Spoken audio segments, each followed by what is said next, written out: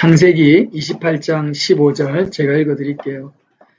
내가 너와 함께 있어 너가 어디로 가든지 너를 지키며 너를 이끌어 이 땅으로 돌아오게 할지라. 내가 내게 허락한 것을 다 이루기까지 너를 떠나지 아니하리라 하신지라. 야곱이 잠이 깨어 이르되 여호와께서 과연 여기 계시거늘 내가 알지 못하였도다. 아멘. 베델에서 있었던 야곱의 사닥다리 사건입니다. 저 같은 경우는요, 율법이 복음으로 소화가 안 되어가지고 여태까지 많은 어려움들이 있었습니다. 처음에는 수박 겉핥기식으로 율법을 알았기 때문에 율법에 대해서 무지했을 때가 있었고, 또한 율법의 그 내면적인 묘미를 좀 알아가자 이제는 율법에 매여가지고 살았던 시절도 있었고요.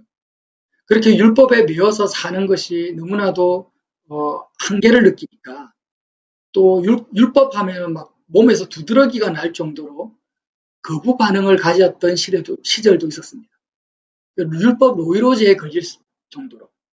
그래서 이런 때로는 거부하고 때로는 배척하고 때로는 받아들이고 때로는 매여 살고 이런 여러 가지 과정들을 거쳐왔는데 결국 이런 시행착오를 겪었던 원인이 어디에 있었는가를 발견하고 보니까 참된 복음으로 율법이 소화가 안 되었던 거예요. 율법을 제가 듣거나 먹으면 얹혀버리는 거예요. 율법을 소화시킬 만한 복음이 내 안에 없었기 때문에 율법이 무거운 짐으로 거부감으로 저에게 느껴졌다는 것을 지금은 조금 이해가 됩니다. 예수님은 사람의 말이 중요한 것이 아니라 예수님의 말씀이 중요하니까 예수님은 율법을 안과 겉으로 나누십니다. 율법의 내면이 있고 율법의 겉이 있다라는 거예요. 주님이 보시는 율법의 관점이에요. 정확하겠죠? 예수님이 진리시니까. 그게 마태복음 23장 23절에 바리새인들을 향해서 말했습니다. 화 있을진저 외식하는 서기관과 바리새인들이여 너희가 박하와 해양과 근처에 11조를 들이되 율법의 더 중한 바 정의와 긍휼과 믿음은 버렸도다. 그러나 이것도 행하고 저것도 버리지 말아야 할 것입니다.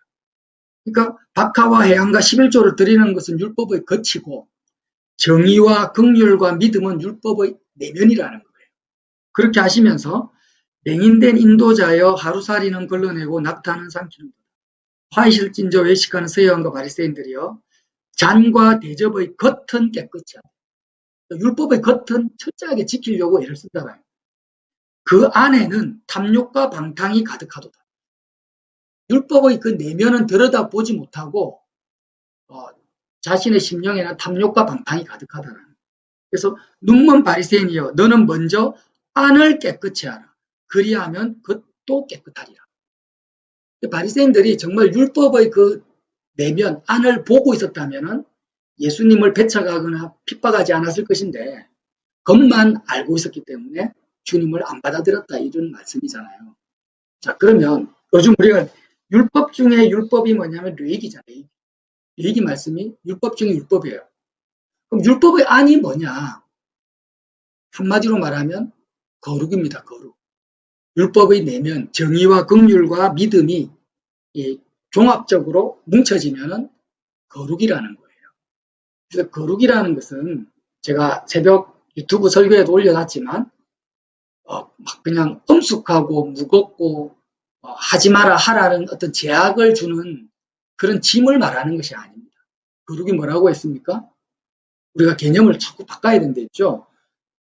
영원하고 가장 절대적인 가치를 지닌 영원한 것을 말합니다. 그러니까 가장 절대적인, 비교할 수 없을 정도로 절대적인 종기와 가치를 지니고 있는 영원한 것을 거룩이라고 하는 거예요. 그래서 하나님은 어떤 분이라고요? 거룩이라는 거예요. 그럼 율법의 안이 거룩이라는 의미가 뭐냐면 성경에서 레위기가 말씀하시는 것 신명기 할 것 없이 구약에 있는 모든 말씀이 무엇을 지금 말씀을 하고자 존재하는 거냐면 하나님이 거룩하시다라는 것을 증거하고 있다는 것입니다. 세상에 가치 있고 소중하고 좋다라는 것들이 사람들마다 다 다르잖아요. 그죠? 어떤 사람은 돈이 좋다, 어떤 사람은 권력이 좋다, 뭐 건강이 좋다 이렇게 하지만 우리가 정말 율법을 제대로 그 내면을 잘 보고 본다면 율법을 주야로 묵상하는 사람의 마음에는 한 가지 율법의 내면이 우리 속에 들어옵니다. 아, 세상에 있는 모든 것들은 가치가 없구나. 영원하지가 않구나. 유일하게 절대적으로 가치 있고 아름답고 존귀한 것은 여호와 하나님 한 분밖에 없다라는 것이 마음에 새겨진다라는 거예요. 이게 율법의 본질이고 내면입니다. 주님이 하신 말씀이에요. 그런데 이제 문제는 뭐냐면 하나님이 아무리 거룩하시다라는 것을 내가 인정하고 머리로 안다 할지라도 우리가 그것을 안다고 해서 거룩함에 도달을 할 수가 없다라는 거예요. 그래서 율법이 우리를 거룩하게 해주지 못한다라는 로마서 말씀이 바로 그 말씀이거든요. 여기까지는 이해가 되시죠? 그래서 오늘 로마서 말씀 제가 왜 이렇게 장황하게 지금 말씀을 드리냐면요. 하나님의 거룩하심에 도달할 수 있는 그 유일한 길이 율법이 아니고 율법은 몽학 선생이고 예수님이라는 것을 우리는 압니다. 아는데 사도 바울이 이 복음을 깊이 묵상하고 나서 쓴 책이 로마서인데요. 한번 찾아보겠습니다. 로마서 8장 3절. 로마서 8장 3절에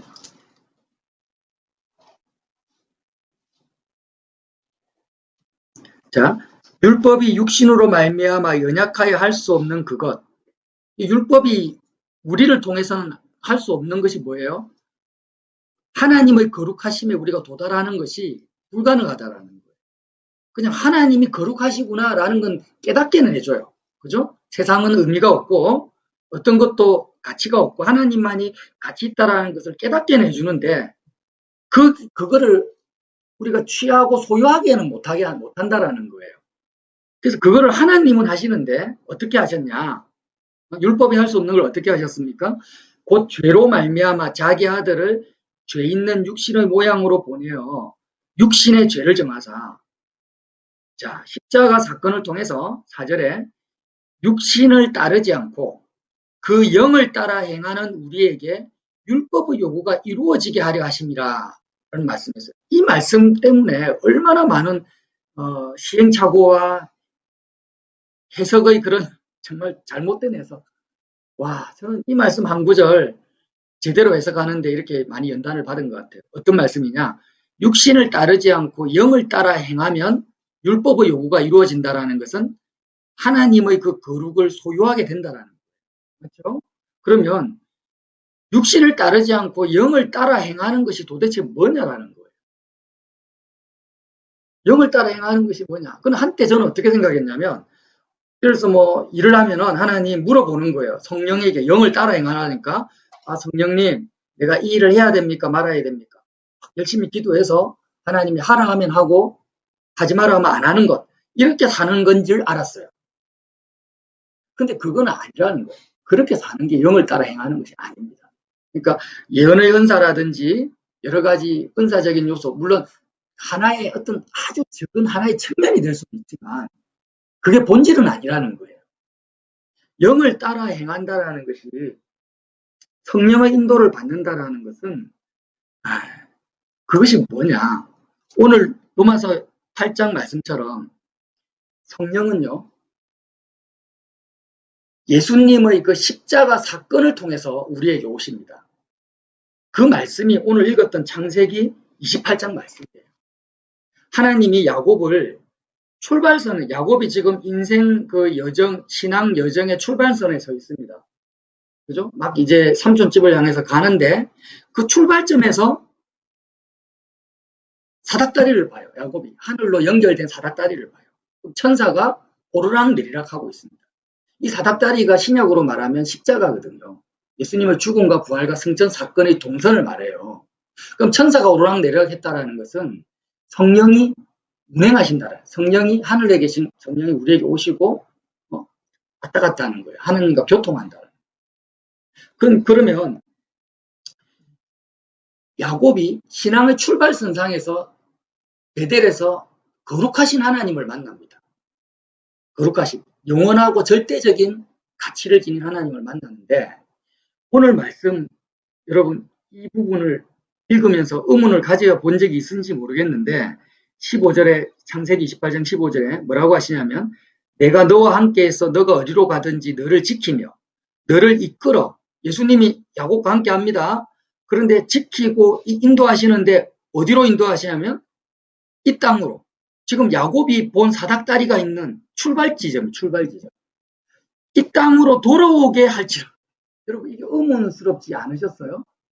야곱은 뭔가 더 대단한 세상의 가치를 추구하기 위해서 지금 하나님을 믿는다라는 믿음을 가지고 항해자처럼 세상을 향해서 나가는데 그 출발점에서 하나님이 딱 나타나셔가지고 너를 지키며 너를 이끌어서 지금 출발 지점으로 다시 돌아오게 하겠다라는 거예요. 그게 베델에서의 사건이에요. 우리 모두에게 해당됩니다. 우리가 처음에 어떻게 하나님을 만납니까? 거듭납니까? 예수님의 십자가 사건을 통해서, 예수님을 통해서. 예수님이 내 죄를 대신해서 죽으셨구나. 그 사랑에, 그리스도의 사랑에 감격해서 내 죄를 깨닫고 하나님을 만나는데 결국 하나님이 어디로 인도하겠다라는 거예요. 야곱의 수많은 20년 연단을 통해서 다시 십자가, 너가 처음 가졌던 그 십자가로 돌아오게 할 때까지 너를 지키며 인도해서 다시 이 땅으로 다시 돌아오게 하겠다. 이 말씀을 하시는 거예요. 정신이 번쩍 드는 거예요. 제가 이 말씀을 읽는데 와, 우리는 자꾸 처음 주님과의 첫사랑을 경험하고 나서 또 뭔가 더 새로운 것, 더 기가 막히는 어떤 것이 있을 거라고 은사도 추구하고 그냥 선교도 하고 전도도 하고 많은 것들을 추구하고 돌아다녔는데 결국 하나님이 너를 지키며 인도하여서 이 땅으로 다시 돌아오게 할 때까지 너와 함께 하겠다고 지금 말씀하십니다. 이게 뭐예요? 거룩하신 하나님이 알파 오메가가 되시고 시작과 끝이 되신다는 거예요. 그래서 성령의 인도를 받는다는 것은 뭐냐면 야곱의 사닥다리 사건이 나의 사건이 되는 걸 말합니다. 천사가 성령으로 또 성령 하나님의 영이잖아요. 하나님의 사자. 자, 천사와 성령은 다르지만 이제 제가 역할을 말하는 거예요, 지금. 그러니까 야곱이 아브라함의 하나님, 이삭의 하나님을 통해서 세상에 어떤 것도 가치가 없고 하나님이 거룩하시다라는 것을 머리로는 알았어요. 머리로는 알고 이해는 했는데 실제 체감은 못했어요. 거룩하신 하나님에게 마음이 도달하지는 못했던 거예요. 그런데 베델에서 본인이 거룩하신 하나님을 봤어요. 봤는데 야곱의 마음에는요. 머리로는 알지만 마음으로는 뭐예요? 돈이 좋다. 결혼해야 되겠다. 예쁜 아내를 얻어야 되겠다. 세상에서 출세해야 되겠다. 이것에 대한 실제적인 거룩이 있었던 거예요. 세상적인 거룩은 아니죠. 세속적인 것도 있으니까 하나님이 지금 뭘 하시는 거예요. 너가 지금 눈으로 본 것은 아직 그림의 떡이구나. 근데 진짜 마음으로 내가 거룩하다라는 것을 체감할 때까지 내가 너를 지키며 마귀에게 빼앗기지 아니하고 지금 마귀에게 빼앗길 수밖에 없잖아요. 하나님이 안 지켜주시면. 돈 벌려고 가는데 출세하려고 달려가고 있잖아요. 라반에게. 그러니까 하나님 지켜주시는 거예요. 야곱은 끊임없이 세상의 좋음을 추구하는데 그리고 인도하시는 거예요. 어디로요? 다시 처음으로 십자가로 인도하여 내겠다라고 베델에서 말씀하시는 거예요. 근데 그 야곱의 사닥다리가 알고 보니까 뭐냐면 성령이 오르락 내리락 하는 유일한 동선이었던 거예요. 예수님이 인자가 죽고 부활하면 보혜사 성령을 보내어 주시겠다 한 것처럼 성령은 세상의 어떤 학문이나 지식이나 철학을 통해서 나에게 오는 것이 아니라 반드시 그리스도의 십자가의 죽음에 참여하는 자에게만 오십니다. 예수님을 정말 그리스도의 이름을 부르는 자에게만 오는 거예요. 그래서 내가 이렇게 보시면 돼요. 우리는 하나님의 그 거룩에 도달이 안 되는데 엘리베이터가 있어요. 엘리베이터. 하늘까지 연결된 엘리베이터 사닥다리가 이렇게 있는데, 근데 우리는요 어느 정도로 연약하냐면 그 엘리베이터에 타서 성차해가지고 올라갈 수도 없어요. 옛날에 보면은요, 요즘에는 없는데 엘리베이터가 희귀할 때는요 엘리베이터 안내양이 있었어요. 여러분 그거 보셨는지 모르겠어요. 우리나라에 처음 엘리베이터가 도입됐을 때는요 엘리베이터 안내양이 있어가지고 사람들이 타면은 몇 층 가십니까? 20층요 딱 눌러주고 또 딱 문 열어주고 하는 엘리베이터 안내양이 있어요. 그때는 사람들이 이거 버튼도 조작을 못했거든요. 우리가 그런 수준이라는 거예요. 우리의 그 본질이. 하나님이 거룩하시는 걸 알고 알아도 야곱처럼 끊임없이 나는 라반을 향해서 가고 있고, 어? 그리고 성령의 그 길에 서 있어도 성령이 오셔가지고 나를 직접 나를 인도하시지 않으면, 십자가 사건을 사닥다리 삼아서 나를 인도하지 않으면, 성령의 인도를 받지 않으면 우리는 하나님의 거룩을 체험도 못하고 참여도 안 된다라는 거예요. 그래서 그 말씀을 로마서에 바울이 뭐라고 합니까? 육신을 따르지 아니하고 성령의 인도를 따르는 너희에게 율법의 요구가 이루어지게 하려 하십니다. 이렇게 말씀하십니다. 율법이 요구하는 것은 뭐냐면은 다른 것이 아닙니다. 하나님이 거룩하시듯이 너희도 거룩하라는 거죠. 거룩하라는 말보다 더 좋은 말이 어디 있어요? 이 말이 뭐예요? 우리 혜민 형제가 거룩하라 이런 말은 혜민 형제가 영원한 절대적인 가치를 지닌 존귀한 존재가 되라는 거죠. 이거는 짐도 아니고 부담도 아니고 이것보다 더 은혜와 축복의 말씀이 없는 거예요. 거룩하라는 거. 하지만 육신을 따라서는 안 된다 이거예요. 안 돼. 성령의 인도를 받아야 돼. 성령이 어디서 인도한다고? 오르락내리락 하는 어디라고요? 엘리베이터, 십자가 사닥다리라는 거예요. 그러니까 성령이 나를 어떻게 인도하냐면은 야곱과 같은 우리를요 계속해서 직장에 가면은 사람들은 다 뭐합니까? 승진을 주고 돈을 추구하잖아요. 돈이 좋다. 돈이 가치가 있다. 승진이 좋다. 이렇게 할 때 그때 나는 성령의 인도를 받아야 돼요. 그때 발등에 불 떨어졌을 때, 몸이 아플 때, 자녀가 애매길 때, 이 세상 일들이 내 마음대로 되지 않을 때, 이게 내 마음이 세상에 훅훅 빨려 들어갈 때마다 우리는요 육신을 따르면 안 되고 성령의 인도를 받아야 돼요. 그 말이 뭐라고요? 제가 쉽게 표현하면 십자가 엘리베이터 타고 성령이 안내양 되어 가지고 내 마음이 하늘에 계신 아버지가 영원한 절대적인 가치를 지닌 하나님 아버지이심을 내 마음이 그걸 소유하고 도달하는 걸 말하는 거예요. 체감하는 걸 말하는 거예요. 그래서요 참 오늘 아침에도 제 아내하고 그런 이야기를 했어요. 참 하나님 너무 쪼잔하다. 죄송합니다. 하나님 너무 쪼잔하다. 왜냐하면은 아니 좀 우리를 좀 돈을 주시려면은 좀 시원하게 뭐 돈 걱정 없이 살 수 있도록 좀 팍 해주면 안 되냐. 인생을 살아오니까 뭐 돈이 욕심나서 하는 소리가 아니에요.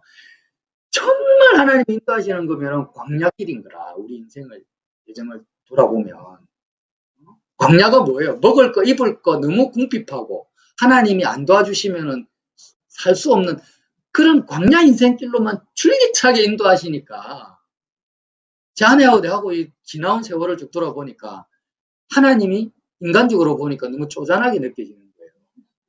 만나 매출하기 그 뭐라고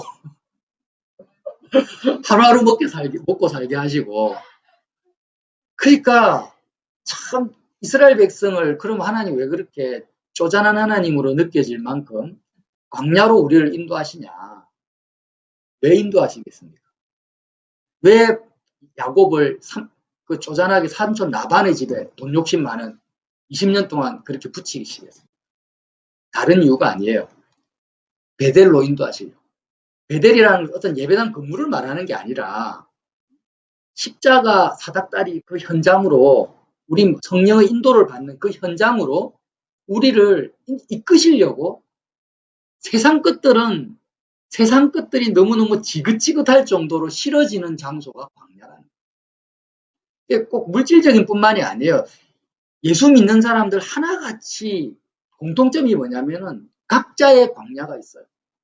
어떤 사람은 건강, 어떤 사람은 애매기는 자식, 어떤 사람은 뭐 애매기는 남편, 아내, 어떤 사람은 뭐 물질, 여러 가지 각자의 광야가 없는 사람을 제가 한 번도 본 적이 없는 거예요. 근데 그게 쉽게 떨어져 나가지 않고 해결되는 게 아니라 이스라엘 백성의 광야 40년 동안 주기차게 광야길을 간 것처럼 계속 달라붙는 거머리처럼. 그러니까 이제 나중엔 지쳐가지고 하나님 너무합니다. 이런 이제 불평이 나오는 거예요. 우리 속에. 그런데 그 광야를 허락하시는 이유가 뭡니까? 빨리 정을 떼라는 거예요. 정을 떼. 괴롭히시는 거예요. 광야의 그 불뱀과 햇빛과 모래 빨리 엘리베이터 타라. 빨리 벗어나라. 탈출해라. 마음이 떠나라. 나에게 와라. 콜링이에요. 콜링. 하나님의 콜링을 듣지 않을 수 없는 장소가 이제는 광야거든요. 근데 이스라엘 백성은 그 콜링을 듣지 않고 끝까지 애국, 끝까지 가나안 땅만을 바라봤기 때문에 마음이 거룩하신 하나님 맛도 못 보고 다 죽어버린 거예요. 거룩하신 하나님의 맛도 못 봤어요. 그죠? 그래서 이제 제가 오늘 그 야곱 이 말씀을 보고 새롭게 또 번쩍 알게 되는 거예요. 아, 내가 너에게 허락한 것을, 내가 너에게, 야곱 너에게 허락한 것을 전부 다 이루기까지 너를 떠나지 아니하여서 어떻게 하겠다고요? 이곳으로 데리고 오겠다. 바울이 이곳이 하나님의 집이요 하늘의 문으로다. 저는 성령의 인도에 대해서 오늘 말씀을 나눈 거예요. 여러분, 우리 애들은요 순종하면은 조금 노이로제가 있어요. 아까 율법 노이로제처럼 우리 애들은 하도 율법주의적 순종을 많이 해가지고 순종하면은 막 절제해야 되고 억눌러야 되고. 근데 순종이 뭔지 아십니까? 순종은 성령의 인도를 받는 것이 순종이에요. 영이나 성령의 인도를 받는 게 순종이에요. 순종을 뭘 해야 된다 말아야 된다라는 그런 법으로 생각하지 말고 성령의 인도를 받는 거예요. 이것만 제가 말씀을 나누고 마치겠습니다. 제가 성령의 인도를 받아서 세상 어떤 것도 가치가 없고 의미가 없고 하나님만이 정말 절대적 가치를 지닌 좋으신 거라고 실제로 마음이 체감을 하고 있다고 생각해 보세요. 자, 그 전제 제가 거룩한 자가 되었어요. 거룩한 존재가 되었어요. 행위 이전에 내 마음 상태가 와 하나님 너무 좋다. 하나님이 너무 좋아서 뿅 가는 거야 마음이. 그럼 거룩한 거거든요. 그럼 거룩한 상태가 계속 쭉 갑니까? 쭉 안 가죠. 근데 하나님 이걸 아시는 거예요. 아시고 어떻게 하냐면은 이 세상에는 끊임없이 마귀의 공격도 있고 시험도 있고 우리 육신으로 넘어지는 거예요. 그러니까 어떻게 하냐면 너의 이 거룩함이 이 좋음이 유지될 수 있도록 내가 인도해 줄게.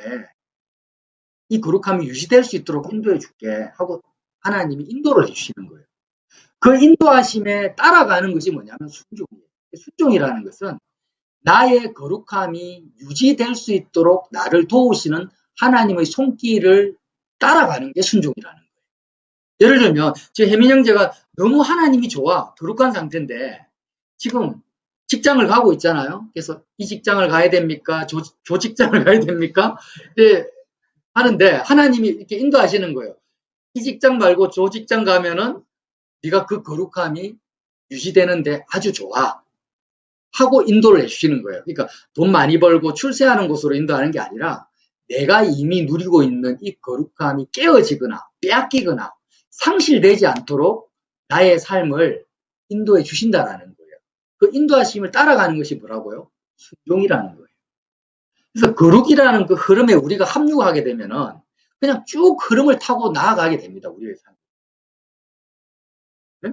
순종해서 거룩을 이제 타락하고 불순종해서 뭐 이런 게 아니고 순종은 누가 할 수 있다고요?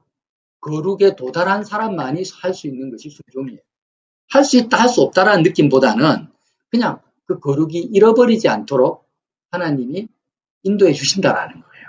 그래서 뭘 해야 된다, 말아야 된다 이 개념으로 순종을 생각하지 마시고 이 좋으신 하나님을 내가 놓치지 아니하고 잃어버리지 않고 살아갈 수 있도록 하나님 나를 도와주십시오라고 기도하는 것이 맞다라는 것입니다. 그래서 오늘 그 말씀 거룩하신 하나님을께로 인도하시는 그 성령님의 인도를 우리가 함께 또 나누고 받는 저와 여러분 되시기를 예수님 이름으로 빌어드립니다.